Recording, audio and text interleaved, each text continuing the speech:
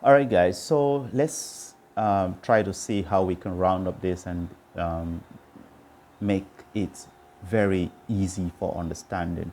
We want to describe or discuss the development of the inguinal canal, embryologic development of the inguinal canal.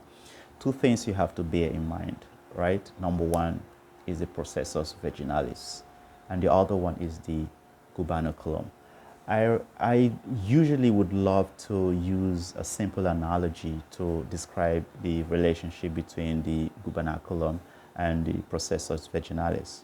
So the processus vaginalis is okay, is a blind man. We have two persons. One is a blind man and the other one is not a blind man. So he sees, so he needs a touch, right? Because they are all traveling in a very dark compartment. It's a tunnel, very dark. Nobody's seeing anything. The man who sees, who has good eyes, cannot see because it's dark.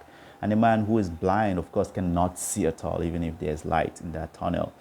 So what's going to happen now? The guy who sees needs a torchlight to traverse, to go through that tunnel. So he's going to hold the hand of the blind man to lead him. All right. So he holds the hands of a blind man while he holds the torch. Now, that hand with which he holds the blind man is the gubernaculum, and the torchlight is the processus vaginalis. However, the blind man is the testicles. Does this make any sense to you?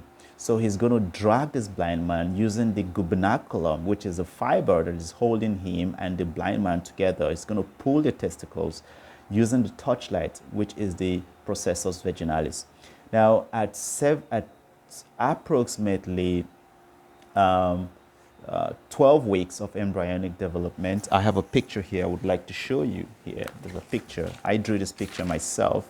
So this is what we usually find in our anatomy textbook. That's the kidney. Those are the two kidneys, all right? And these are the testicles. So those are the testicles. And you see how they traverse the canal, the inguinal canal. But let's look at this here. This is at approximately 12 weeks of embryonic development, and that's the testicles. So the testicles is going to travel following this tract, okay? The processus vaginalis is an outpouching of the peritoneum. That's the processus vaginalis. However, you need something to hold the processus vaginalis that's going to hold it, like just like the guy who sees holding the blind man. So the gubernaculum is a fibrous material with which he uses to hold the blind man. So this is the testicle, which is the blind guy. He doesn't see. And here is the gubernaculum, which is the hand with which he's using to hold the blind guy. And the processus vaginalis is a touchlight that leads the way into the scrotum. That's the scrotum and the penile organ. And this makes sense, right? Now, the processus vaginalis leads its way, which is a torchlight, into the canal, the inguinal canal. That's the inguinal canal, and then eventually into the scrotal sac.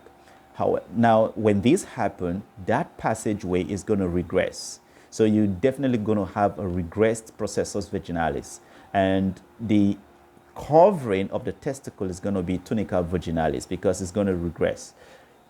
If you have a patent processus vaginalis, that becomes a potential site through which intestines are going to pass through from the deep inguinal ring through the superficial inguinal ring to get into the testicles. And that gives you an example of our our indirect inguinal hernia.